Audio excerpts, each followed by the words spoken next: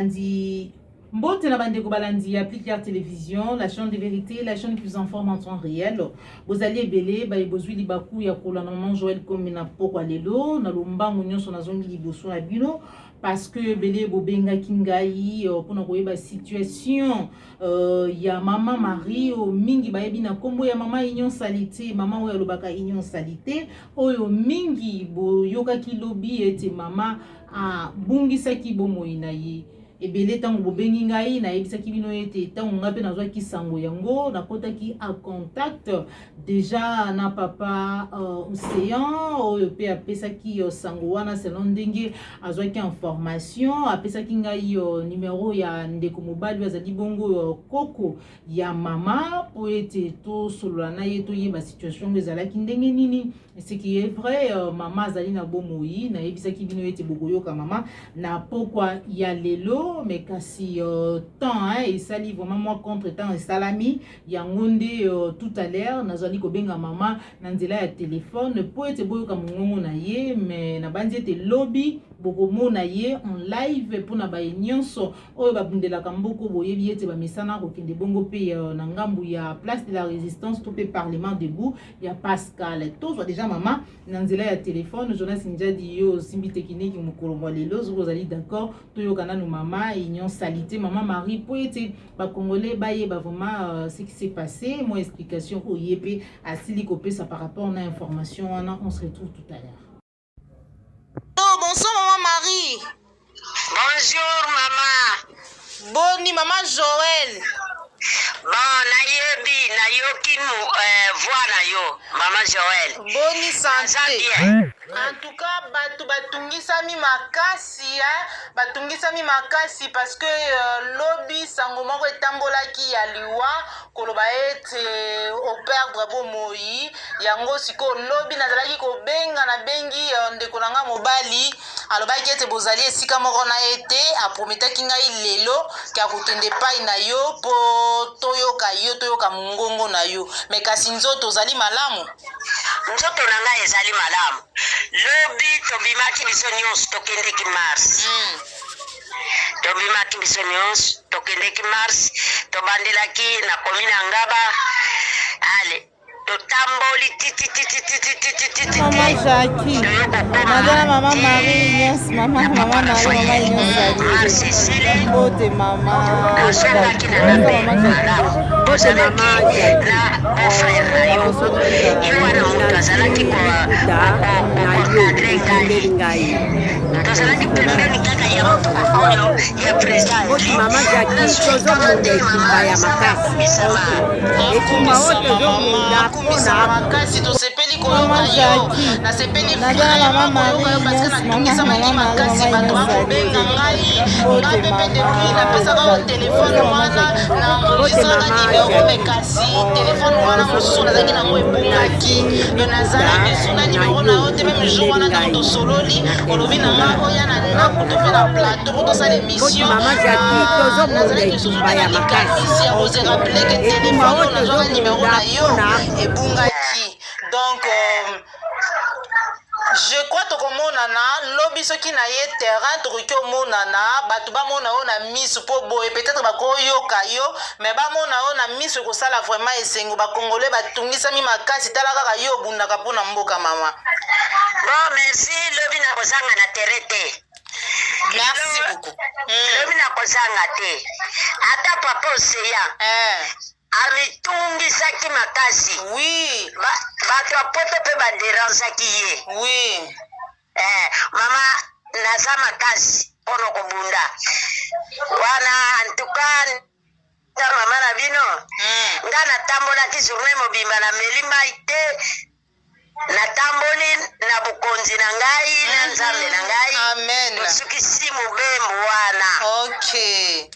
Nzamba azwa lokumu na banza tokomu Lundi applique la télévision boyoki wana ezali bongo maman Marie c'est vrai que ngonga o ngana bengaki ye to pe oyo mwana koko ya mobali ya rappelaki nga nazalaki na ndako te, donc moi divers pe ekotaki, allez-y comprendre que tokutanaka na mama de temps à autre, même na privé, sans toutefois que tozala bongo na terrain. Merci beaucoup na ba nyonso bozali ko renouveler confiance na bino et pas ya maman Joël Kombe, précisément na Plicard Télévision, la chaîne des vérités, chaîne et puis ça bino ba sango à temps réel, autant que bozala kana ba inquiétude bozanga kate ko benga maman Joël Kombe pona ko yeba nini zali ko likana et ce que sengeli to koma sur place to koma sur terrain tout ça la yango pona bino.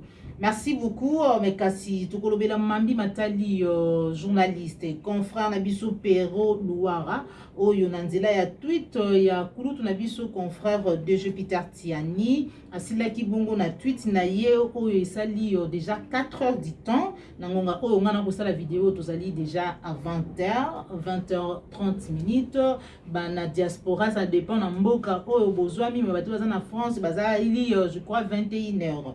Ça fait 4 heures du temps journaliste Peter Tiani asilaki ko tweeter te Pero Luara azalaki bongo de Teni na aéroport international Ayanjili alors que azalaki ko se rendre to azalaki bongo ko kende na Lubumbashi pour na ko répondre na invitation ya FEC.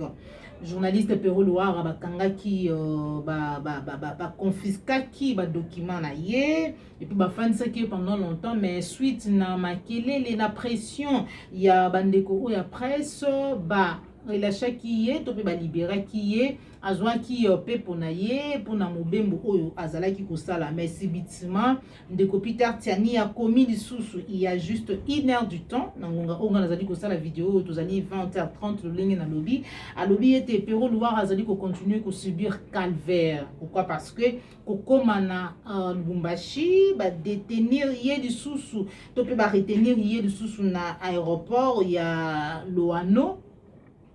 Service, il y a des j'aime toujours et le but était causé la mot d'ordre que vous avez Kinshasa. Donc comprendre que c'est vrai que le fait que tu y vraiment raison, il y a maïzali kolekate, il est difficile pour n'abiso ko sala ba commentaire misusu. Mais avant ça a été pour les faits kazala qui détenu, tu peux retenir awana Kinshasa par service, il y a des j'aime, ça veut dire que non ba mona ki mo ba incohérence, mo ko songolo pakala mais kasi tango bazu document ya mutu. Ba landeli ki ba moni ba tiki mutu akende, ça veut dire que non ba trouver que likambo ezaliti. Mais boni mutu akoma na libanda, ça veut dire que le Kinshasa a komi nesika mususu bo retenir ye du susu po ete bo loba ete bo kozela mot d'ordre ko buta na Kinshasa ezali makambo yo ekozala vraiment malamu te soki likambo ezali esengelaki na bino bo kangaye soki azali mokangami soki bozali ko reprocher ye na maimatali document esengelaki botika ye te abima ke abima akoma libanda sima na yango boya topeto ya koyoka makambo to koyoka o ezali kosala bongo malamu te. Merci na bino nyonso bozalaki ebele ezalaki bongo na lombangu mingi pona kopesa bino basango oyo vraiment ezali ko inquiéter baimboka mekasi to kosugisa na situation etali bongo enterrement ya Denis Kadima ezali kolobisa baimboka ebele lobi bomonaki marche ya population peuple abimaki na nzela babengamaki bongo na balitaire ya Lamuka monaki lolenge nini peuple atambolaki na nzela pona koboya mai oyo ekomi lelo seigneur ezali politisé pona kotelemela fraude électorale koboya glissement koboya nyonso oyo vraiment ezali kosala ete hold up électoral ezalaka chaque fois tozonga kaka na même situation mais kasi na suka yango na yango alors que population ezalaki ko marcher na Assemblée nationale Denis Kadima azalaki entériné Tolanda, réaction. Il y a secrétaire général et ensemble pour la République, il y a Moïse Katumbi, Ndeko Dieudonné. On se retrouve tout à l'heure. Je crois que dans notre communication écrite d'il y a 24 heures, nous avions déjà mis à l'index les méthodes cavalières et unilatérales suivies par le président de l'Assemblée nationale qui a orchestré cette démarche je dirais, unique. Nous avons rappelé qu'au niveau de la famille politique, Union sacrée de la nation, il n'y avait pas eu de compromis. dans les négociations. Il n'y a donc pas un PV sur lequel nous qui avions négocié, nous aurions signé. Je voudrais rappeler que, à l'occasion de ces négociations, l'approche de désigner les gens par groupe parlementaire avait été proposée par nous. Elle a été rejetée par le président de l'Assemblée nationale et ceux qui l'accompagnaient dans la négociation. Parce que si on suivait cette approche, eh bien la famille ensemble allait se retrouver avec 2 postes au bureau, le 2e et le 4e. Parce que nous avons le 2e et le 4e groupe parlementaire en importance numérique. Ils ont dit non, ensemble a toujours négocié en bloc depuis le début du processus de mise en œuvre de l'Union sacrée. Et donc, ensemble doit être traité en tant que tel. Et donc, vous êtes la 2e composante de la famille Union sacrée et vous aurez droit au poste qui vous revient en tant que tel. Alors, nous ne comprenons pas comment un des nôtres ou d'un des groupes parlementaires de l'Assemblée se retrouve sur la liste, étant donné que ça n'a pas été, en tout cas ce n'est pas avec les mandats de ceux qui ont été chargés de négocier. En l'occurrence, les 2 présidents de groupes parlementaires, les 2 collaborateurs proches du président, son conseiller spécial et son directeur de cabinet et moi-même. Donc il y a fraude, effectivement. Il y a fraude, il y a corruption, il y a débauchage. Voilà. Est-ce qu'Ensemble pour la République considère l'entérinement de ses membres de la CENI comme une ligne rouge franchie qui ne laissera pas intactes les relations entre Ensemble pour la République et l'Union sacrée? Oui. Moi, je suis député à l'Assemblée nationale depuis c'est ma 3e législature. Je crois que c'est la scène à laquelle nous avons assisté aujourd'hui. L'acte qui a été posé dans le sens de cet entérinement, c'est un acte tout à fait crapuleux. Et on a eu des scènes de violence, des contestations, mais ce n'est pas allé jusqu'à ce niveau. Et nous croyons que ceci entache d'irrégularité totale ces processus de désignation. Je vous donne un exemple. Au niveau des ex-FCC de l'Union sacrée, jusqu'à hier, ils étaient encore dans des tractations pour désigner les représentants. De quelle manière un représentant désigné hier a eu son nom dans les rapports d'une commission mixte paritaire qui a été déposée à l'Assemblée nationale plusieurs jours avant la date d'hier. Vous voyez qu'il s'agit de choses pour lesquelles on manque même des qualificatifs. Nous considérons donc que ce processus est entaché de tel niveau d'irrégularité que le président de la République, qui est l'institution chargée maintenant de prendre une ordonnance pour investir cette équipe de la CENI, est placé devant ses responsabilités des garants de la nation et du bon fonctionnement des institutions.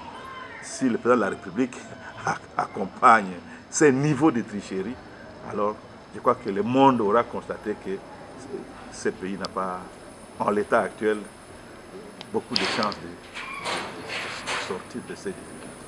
Talaki bongo na lombangu basango matali mboka na biso République démocratique du Congo. Ce qu'on s'appelle une émission liker et partager ce que zali mbala liboso la biso ko bosana te ko s'abonner na kati ya la chaîne de vérité. Merci na Jonas Njadi, merci na petit frère Nangai de Chine, merci à toute la famille Njadi, à mon papa à Kolar Njadi, à ma maman Béatrice Moulanga. Merci na Christian Bopati les référendums, na Cordo puis Mafuku Popola Yombe, Joël Gonago chasseur d'image, sans oublier Jacques Makabou, Tukutani Bongo Balasima, toujours dans la chaîne de vérité. Au revoir.